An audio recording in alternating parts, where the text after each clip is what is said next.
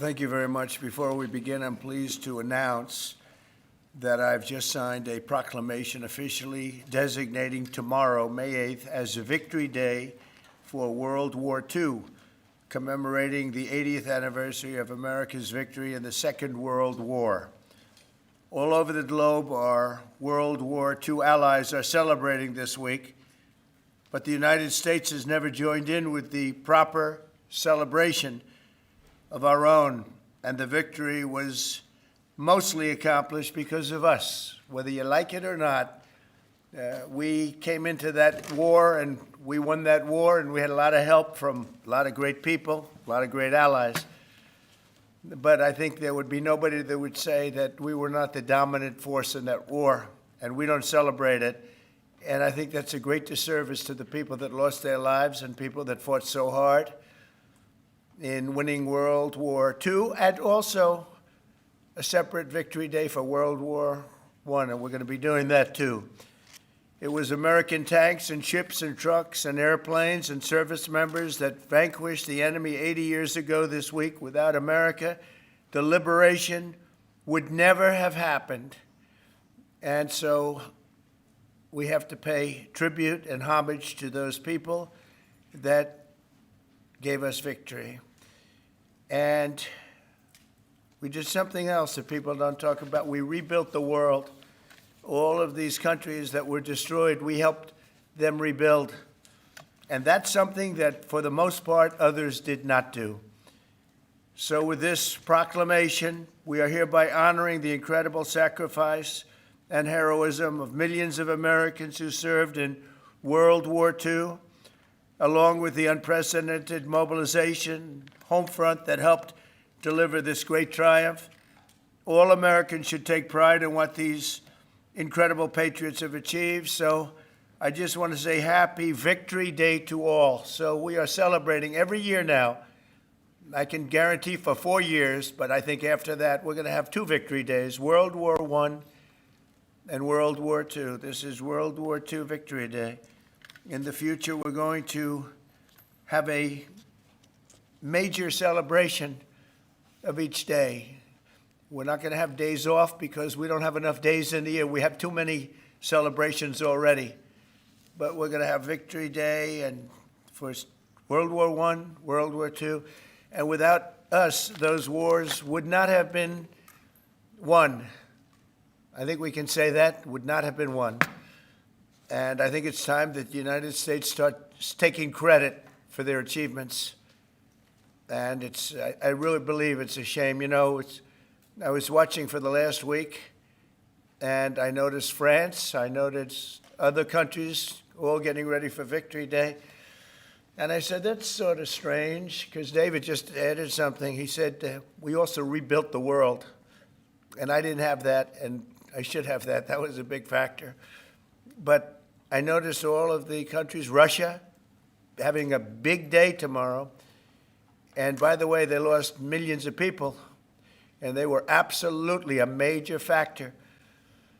But there was no major factor like us. We won the war, and we won it with the help of others. But everybody was celebrating but the United States of America. And I said, you know, I think it's time that we start celebrating victory. And that's what we're doing. So now for the reason that we're here, but I asked David, would it be appropriate if I did that? He said, absolutely. That's a big thing that we're doing on your swearing in, very big thing. But now for the real reason, and a reason that I'm very proud of because he's been my friend for a long time. We're swearing in our next ambassador to the People's Republic of China. What timing, David, what timing?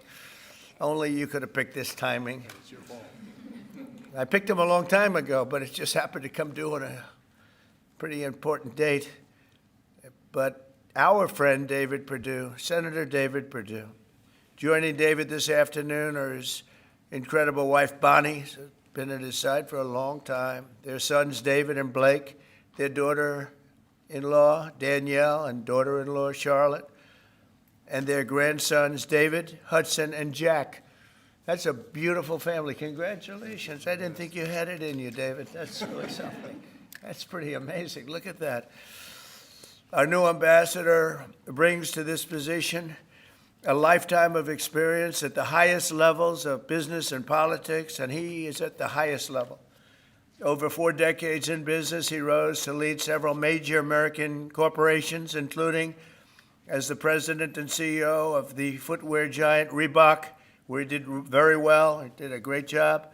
And later CEO of Dollar General. Likewise, he did a great job. David also lived and worked in Singapore and Hong Kong for several years, developing a wealth of experience negotiating and doing tremendous business deals for lots of different leaders that he worked with. Following his tremendous business success as an executive, David stepped forward to serve America in government, and as we all know, in 2014, he was elected United States Senate in Georgia, and he was very popular, very respected from day one. He served on the Senate Foreign Relations Committee and was a tremendous partner to our administration during my first term. I dealt with him a lot, and he solved a lot of problems. Now I'm entrusting David to help manage one of America's most complex and consequential foreign relationships, and I know he'll do a fantastic job. As our lead diplomat in Beijing, David will work to promote American interests and stability in the Indo-Pacific, help stop the flood of Chinese fentanyl across our borders, which we have to do. We lost, I believe, 300,000 people last year. Seek fairness and reciprocity for the American worker, ensure the safety of our citizens overseas, and promote peace in the region and in the world. And I'm confident that he will do an exceptional job. He's an exceptional man, and make our country very proud and make our country very safe, too. So, David, I want to congratulate you. This is as big as it gets, and the timing is unbelievable, but it's time that we have somebody like this. This is a very, very extraordinary man, and you're going to do a fantastic job. And say hello to President Xi when you're over there, please, okay? Thank you very much. Marco, would you do the service? Thank you. Why don't we come? You'll stand here in the middle. Put your left hand and raise your right. Raise your right hand. All right. I state your name. I, David Perdue, Do solemnly swear do solemnly swear that I will support and defend that I will support and defend the Constitution of the United States the Constitution of the United States against all enemies, against all enemies, foreign and domestic, foreign and domestic, that I will bear true faith that I will bear true faith and allegiance and allegiance to the same, to the same, that I take this obligation freely that I take this obligation freely without any mental reservation without any mental reservation or purpose of evasion, or purpose of evasion, and that I will well and that I will well and faithfully discharge and faithfully discharge the duties of the the office duties of the office on which I am about to enter. in which I'm about to enter. So help me God. So help me God. Congratulations.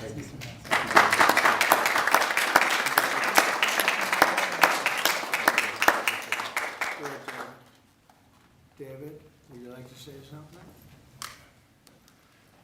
Mr. President, I'm humbled to be in this office today. I love what you've done with this office. I like the Declaration of Independence. I want the world to know that I know this man personally. He loves this country, and I am glad to be your man in China. Thank you. Thank you, David. I think just for the sake of formality, here we go, David. Come on up. Come on up here, Bonnie. That's what it's all about, right? And now we send you on your way. Lots of luck. Yes, sir. We're right behind you, David. Look forward to seeing you over there, sir. Okay, have a good time. God bless Thank you. you. Congratulations, everybody. Congratulations. Any questions, please? Mr. President, the Treasury Secretary just told lawmakers that a tariff exemption for certain baby items like car seats is under consideration. Will you exempt some products that families rely I on? don't know. I'll think about it. I don't know. I really don't. I want to make it nice and simple. I'm not looking to have so many exemptions that nobody knows what's doing. We have to make it very simple, but I'll take a look at it. Yep. Please. Mr. President, there are rumblings in Washington that some House Republican moderates are opposed to defunding Planned Parenthood in this year's reconciliation package. What do you say to those members, and are you supportive of? Well, I don't know yet. I have to see because you're just telling me that for the first time. we'll work something out. Mr. President, what are you hoping your representatives will get out of the talks in Switzerland on China? And secondly, what does China need to do on fentanyl specifically? What do you want to see them do? Well, they have to stop fentanyl from coming in. That'll be a very big part.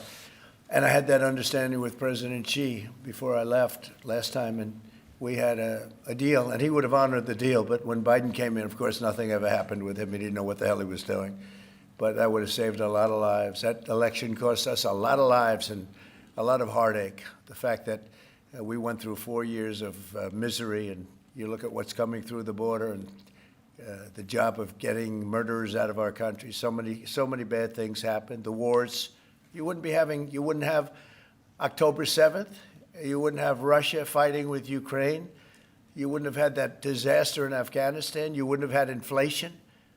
All these things would have not taken place. So sad to see what happened. Any other questions? Just on the talks in Are your Switzerland? administration sending migrants to Libya? I don't know. You'll have to ask Homeland Security, please. Would you support Vice sending President Vance migrants said to Russia was asking for too much to end the war. Given that, do you still have confidence that? When did he say that? Earlier this morning. Well, it's possible that he's right. He may know some things that, because I've been dealing with this and some other things, but we are getting to a point where some decisions are going to have to be made. I'm not happy about it.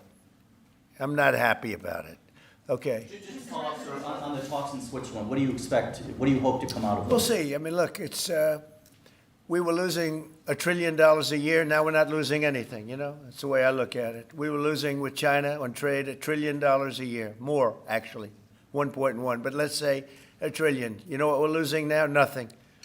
That's not bad. Mr. President, are you planning a new ceasefire and hostage deal proposal for Israel and Hamas before you head over to the region next week? Where? In Gaza. In Gaza. Well, we're going to see what's happening. There's a lot of talk going on about Gaza right now. You know that, right? So you'll be knowing probably in the next 24 hours. Are you Yeah. taking diplomatic actions between the war in India and Pakistan? What's your position? Oh, it's so terrible. My position is I get along with both. I know both very well, and I want to see them work it out. I want to see them stop. And hopefully they can stop now. They've gone tit for tat, so hopefully they can stop now. But I know both. We get along with both countries very well, good relationships with both, and I want to see it stop. And if I can do anything to help, I will be there. You know, by the way, unrelated, but I guess it's all related when you look at the world nowadays. Rwanda and the Congo, we've made a lot of progress in getting that disaster stopped. We've had a very talented person over there, and we've made a lot of progress with Rwanda and Congo fighting a very violent war, by the way. China says in order to have substantive negotiations, you have to bring down your 145% tariffs. Are you open to pulling back your tariffs in order to get China to the negotiating table? No. Mr. President, Senator Tillis has come out against Ed Martin as U.S. Attorney. Do you have any response to that? Well, it's disappointing because, you know, I know Eddie's very talented. Crime is down in Washington, D.C. Street crime, violent crime by 25%. And people have seen, they've noticed a big difference. So I didn't know that. But if anybody voted against him, I feel very badly about it, only in the sense that in this short period of time that he's been there, crime is down 25% in Washington, D.C. But that's really up to the senators. If they feel that way, they have to vote the way they vote. They have to follow their heart, and they have to follow their mind. Mr. President, referring to the Persian Gulf as the Arabian Gulf, are you going to make that announcement on your? They're going to ask me about that when I get there, and I'll have to make a decision. So you haven't made a decision yet? I don't want to hurt anybody's feelings. I don't know if feelings are going to be hurt. Well, I have a case right over here. It's called Gulf of America, and I guess a lot of people get ideas from us. But the Gulf of America was something I thought should have been named a long time ago. I'm going to be given a briefing on that. It was just done. And I'll make a decision. Is it the U.S. position that Iran can have an enrichment program as long as it doesn't reach a weapons? We haven't made that decision yet. We will, but we haven't made that decision yet. Yeah. China said the U.S. initiated the trade talks this weekend and that its position hasn't changed. Are you still confident you can reach a deal with China? They said we initiated?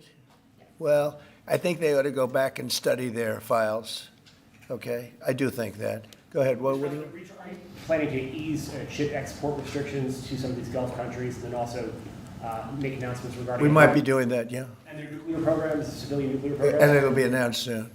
And you're gonna help them develop some nuclear power? Well, we're gonna take a look, but, you know, we had really a very good, as you know, we had a very good outcome with the Houthis, and we honor their word. I mean, they made a commitment, and we dealt with other countries that were close to them and their surrogates, and we honor all of their words. We'll see what happens, but I think, you know, I believe that hopefully that's over with, and they'll leave the ships alone, you know, just leave those ships alone. But so we do, we take their word for it. It was, you know, we hit them very hard. They had a great capacity to withstand punishment. They took tremendous punishment. And, you know, you could say there's a lot of bravery there. That it was amazing what they took. But we honor their commitment and their word. They gave us their word that they wouldn't be shooting ships anymore, and we honor that. I want to thank you all for being here. I want to congratulate David Perdue and his family. He's going to be really an incredible ambassador to China. I have no doubt about it. And we're going to work together very closely. Thank you all very much. Thank you. Thank you for everybody.